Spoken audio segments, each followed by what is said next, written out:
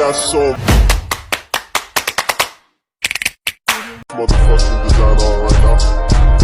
Bring it down, bring it down, bring it down. I got 3 old guys to walk.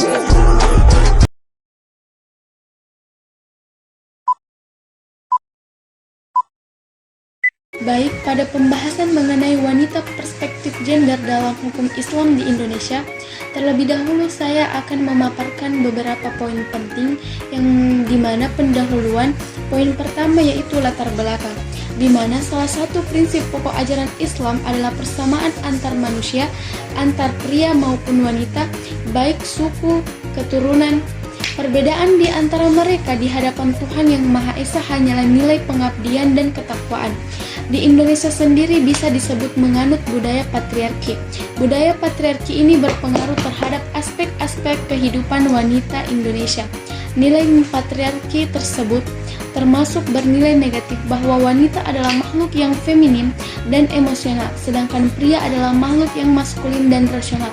Ada juga pembagian peran dalam masyarakat, misalnya laki-laki bekerja di sektor publik sedangkan wanita berada di sektor domestik, dan lain-lain ini berasal dari budaya patriarki ini. Fenomena wanita karir sebenarnya bukanlah barang baru. Di tengah masyarakat dalam konteks Indonesia sebagai negara berkembang, sebenarnya banyak para wanita yang memiliki pekerjaan untuk membantu memenuhi kebutuhan rumah tangganya. Misalnya, baik mengelola sawah, membuka warung di rumah atau usaha lainnya. Akan tetapi sebagian besar masyarakat masih beranggapan bahwa wanita dengan pekerjaan-pekerjaan tersebut bukanlah termasuk kategori wanita bekerja atau wanita karir. Begitu banyak fenomena diskriminasi gender, maka penulis bermaksud mengamati bagaimana hukum Islam menyikapi permasalahan diskriminasi tersebut, khususnya wanita yang berkarir. Adapun poin kedua yaitu rumusan masalah. Berdasarkan latar belakang yang telah dipaparkan, maka penulis mengambil permasalahan yang dimana dijadikan 2 submasalah, yaitu yang pertama, bagaimana pandangan Islam tentang wanita karir perspektif gender, dan yang kedua yaitu bagaimana dampak positif dan dampak negatif wanita karir di Indonesia. Poin ketiga yaitu fokus penelitian dan deskripsi penelitian. Yang pertama yaitu fokus penelitian. Fokus penelitian ini merupakan garis besar dari penelitian, sangat penting karena berfungsi untuk mengarahkan proses pelaksanaan atau suatu pengamatan agar bisa lebih jelas dan terarah. Maka dari itu, penulis memfokuskan penelitiannya tentang wanita karir perspektif gender dalam hukum Islam di Indonesia. Dan yang kedua yaitu deskripsi fokus. Mengingat penelitian ini berjudul Wanita Karir Perspektif Gender dalam Hukum Islam di Indonesia, maka untuk menghindari kesalahpahaman pembaca terhadap judul tersebut dan untuk memahami penelitian ini perlu dijelaskan beberapa istilah-istilah yang terdapat dalam judul ini. Yang pertama yaitu wanita karir. Wanita karir adalah wanita yang berkecimpung dalam kegiatan profesi, usaha, dan perusahaan. Yang kedua yaitu gender, yaitu peran-peran sosial yang dikonstruksikan oleh masyarakat. Peran-peran tersebut berkaitan dengan tugas, fungsi, hak, dan kewajiban serta kesempatan antara laki-laki yang dibentuk oleh ketentuan sosial. Adapun tujuan penelitian yang pertama untuk mengetahui bagaimana pandangan Islam tentang wanita karir perspektif gender, dan yang kedua untuk mengetahui dampak positif dan negatif wanita karir di Indonesia. Dan adapun kegunaannya yaitu agar diskriminasi gender di Indonesia dapat sedikit demi sedikit berkurang dan wanita diberi peluang untuk dapat berkarir di bidang yang mereka inginkan. Poin terakhir yaitu kajian pustaka, di mana dalam Musda Mulia dalam bukunya menyuarakan kesetaraan dan keadilan gender.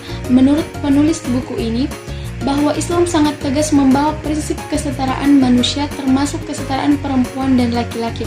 Karena itu, Islam menolak semua bentuk ketimpangan dan ketidakadilan, terutama sistem titanik, despotik, dan totaliter. Adapun menurut Kiai Haji Hussein Muhammad dengan bukunya Perempuan, Islam dan Negara, Pergaulan Identitas dan Entitas, Penulis menyatakan bahwa laki-laki dan perempuan adalah setara. Kesetaraan manusia menurutnya adalah konsekuensi saling bertanggung jawab atas pengakuan keesaan Tuhan. Atas dasar ini, maka keadilan gender harus ditegakkan. Adapun bab 2 yaitu tinjauan teoretik. Yang pertama, gambaran umum tentang wanita karir. Yang pertama, pengertian wanita karir dalam Islam.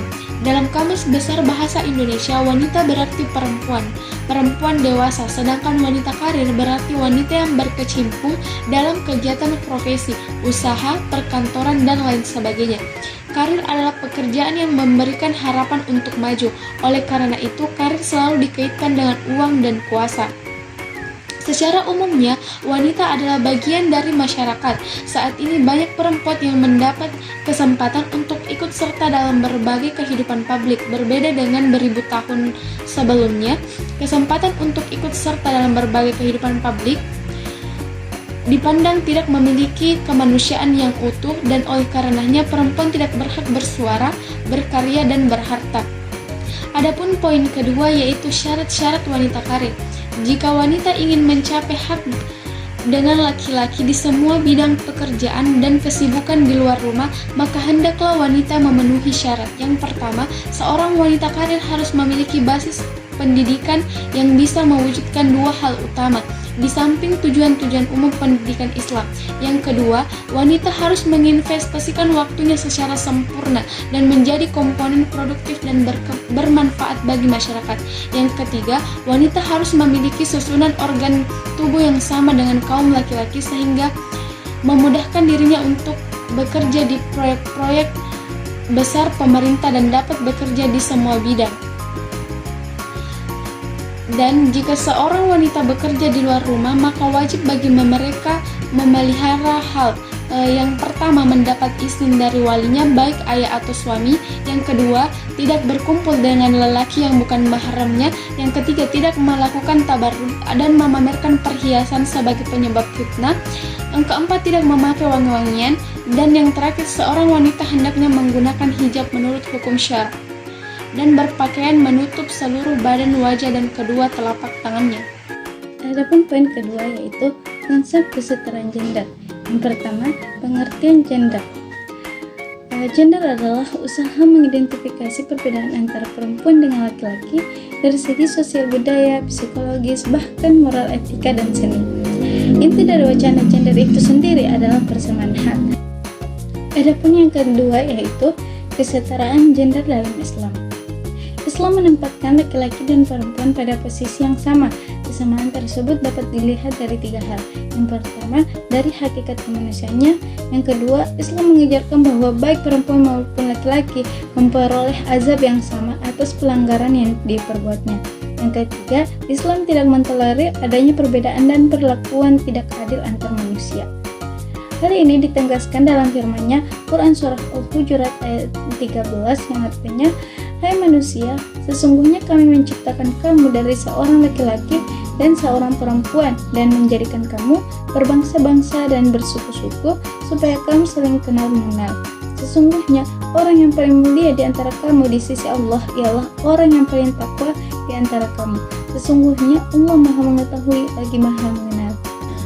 Dari ayat tersebut di atas tampak jelas bagaimana hubungan antara laki-laki dan perempuan diatur dalam norma agama. Ayat tersebut sekaligus memberikan penjelasan bahwa pada dasarnya manusia diciptakan sama, meskipun berasal dari bangsa dan suku yang berlainan. Adapun yang ketiga yaitu nilai positif dan negatif wanita karir. Yang pertama, nilai positif wanita karir. Zaman sekarang ini, kinerja kaum wanita dinilai lebih baik daripada kaum pria. Alasan yang mendasari hal tersebut yaitu dilihat dari aspek keulatan dan ketelitian para pekerja wanita ditambah dengan perasaan yang lembut di setiap pengerjaannya, segala bentuk kegiatan dalam menyelesaikan dan memecahkan suatu masalah sehingga hasilnya dapat lebih dipercaya dan memuaskan.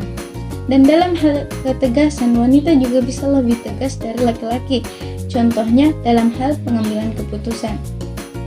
Yang kedua, nilai negatif wanita karir.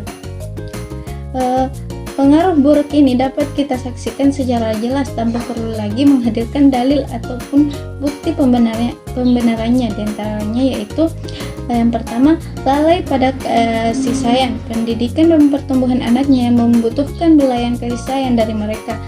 Yang kedua, pada zaman ini banyak wanita yang berkumpul dengan laki-laki yang bukan muhrimnya hingga membahayakan pada kehormatan akhlak dan agamanya.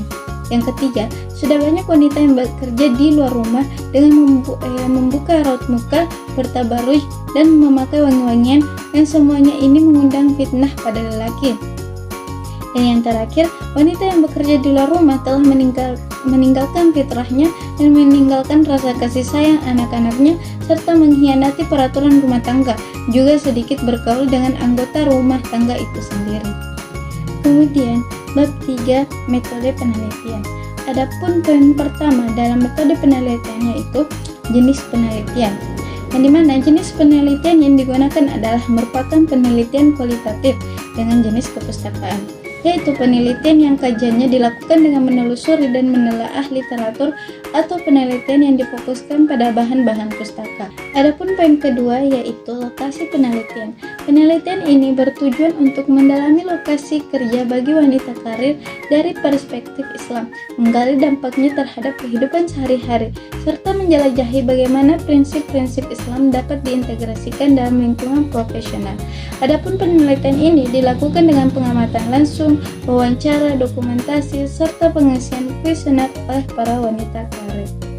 Adapun poin ketiga yaitu sumber data. Sumber data yang dilakukan dalam penelitian ini yaitu yang pertama, sumber data primer. Sumber data primer adalah sumber data yang dapat memberikan informasi, fakta, dan gambaran peristiwa yang diinginkan dalam penelitian. Yang kedua, sumber data sekunder, yang dimana sumber data sekunder adalah sumber data yang berbentuk dokumen yang berupa buku, majalah, koran, internet, serta sumber data lainnya. Adapun poin keempat yaitu instrumen penelitian. Pada penelitian ini, jenis instrumen yang digunakan oleh peneliti ialah yang pertama, pedoman wawancara, yang dimana untuk mendapatkan informasi dari narasumber. Yang kedua, dokumentasi, yang dimana dokumentasi ini untuk mengumpulkan data-data yang tidak diterangkan dalam wawancara. Yang ketiga, perekam suara, yang dimana alat yang akan penulis gunakan untuk merekam percakapan saat melakukan wawancara, sehingga informasi yang digunakan oleh informan menjadi lebih akurat dan objektif. Adapun yang kelima, teknik pengumpulan data. Berhubung penelitian ini adalah penelitian dalam bentuk deskriptif kualitatif, maka data yang dikumpulkan berbentuk teori.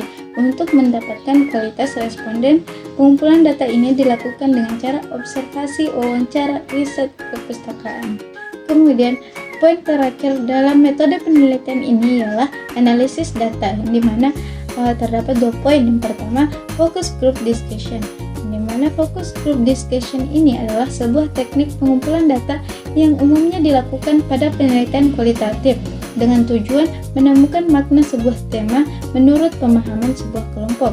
Yang kedua, studi kasus adalah salah satu strategi dan metode analisis data kualitatif yang menekankan pada kasus-kasus khusus yang terjadi pada objek analisis. Baik, itulah pemaparan dari kelompok kami terkait wanita karir perspektif gender dalam hukum Islam di Indonesia. Akhirul kalam, wassalamualaikum warahmatullahi wabarakatuh.